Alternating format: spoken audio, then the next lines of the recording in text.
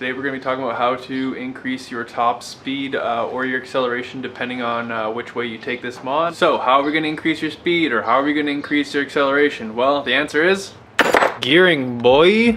So as you can tell, we're going to be doing some gear changing. So we're going to be changing over the front sprocket in the bike. It was like $11 on eBay to get shipped to my door. So we're just going to go ahead and start by taking the 3 8mm off.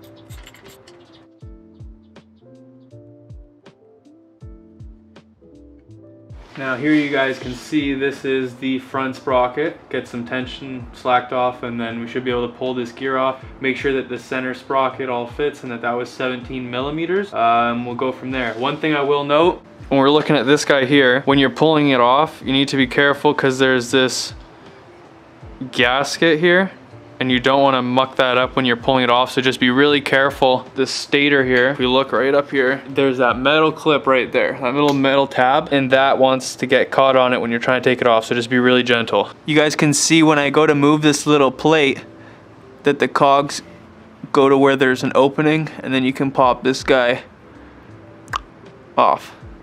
All right, so as you turn it, it locks in place on that little cog so that guy doesn't pop off. Before I do this, actually, I need to detension the chain. So first we're gonna come over to the passenger side, so the right-hand side of the bike, and you're gonna come down. There's gonna be this 19mm nut. You're gonna take this nut and just back it off. You don't have to take it all the way out, just literally crack it loose. There we go, nice easy spinning, free and loose. So now to actually back the chain off, so we've just loosened the wheel itself.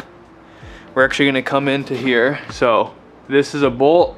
Here's the lock nut that's stopping that from moving. Here's the plate that it'll sit up against on the top.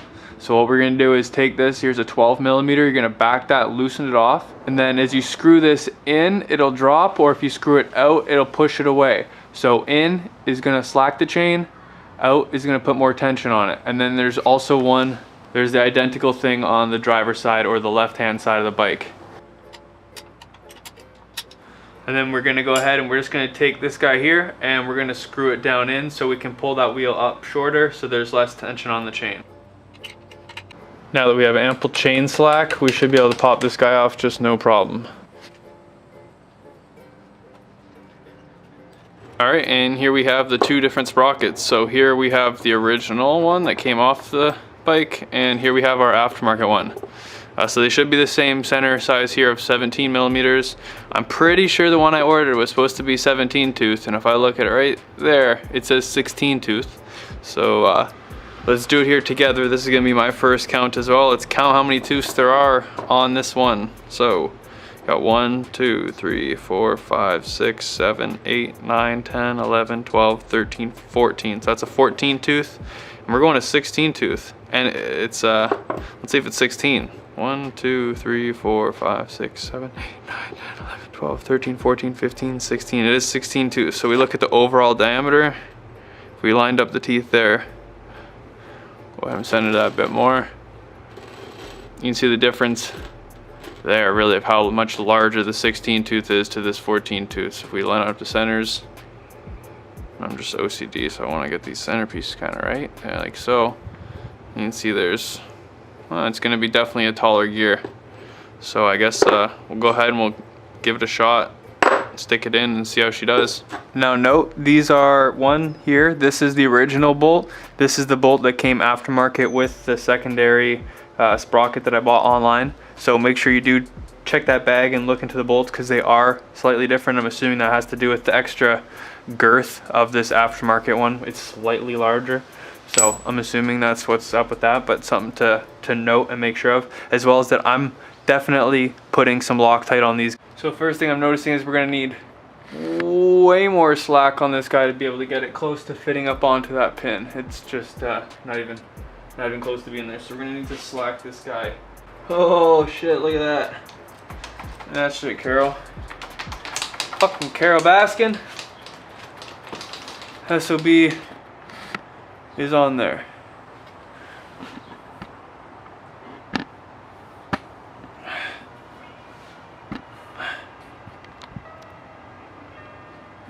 So now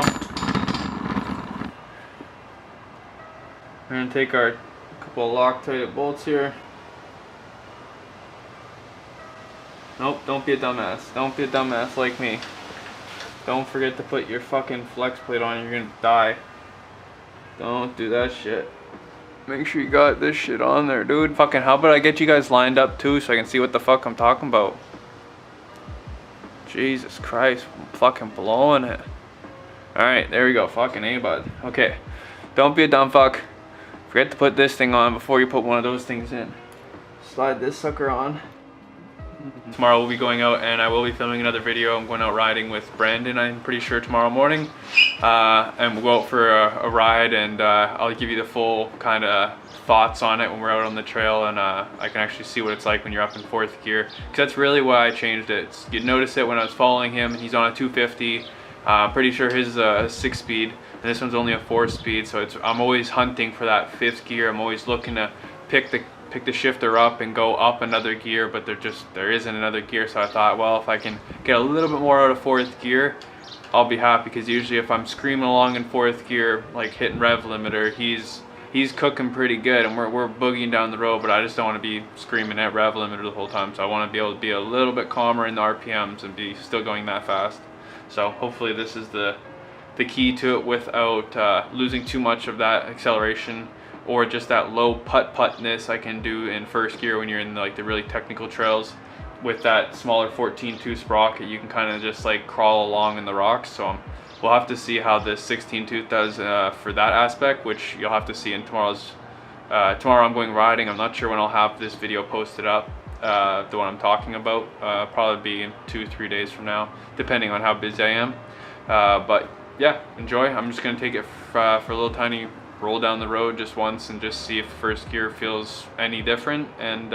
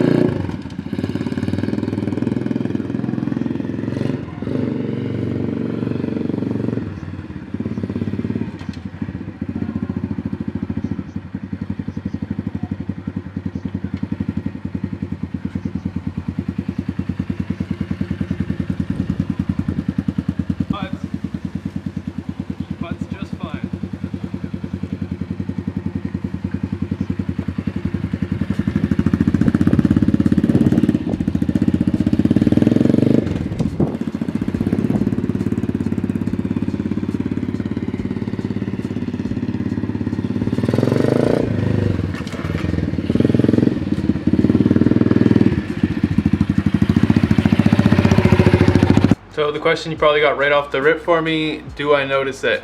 Answer is yes, you can definitely feel difference.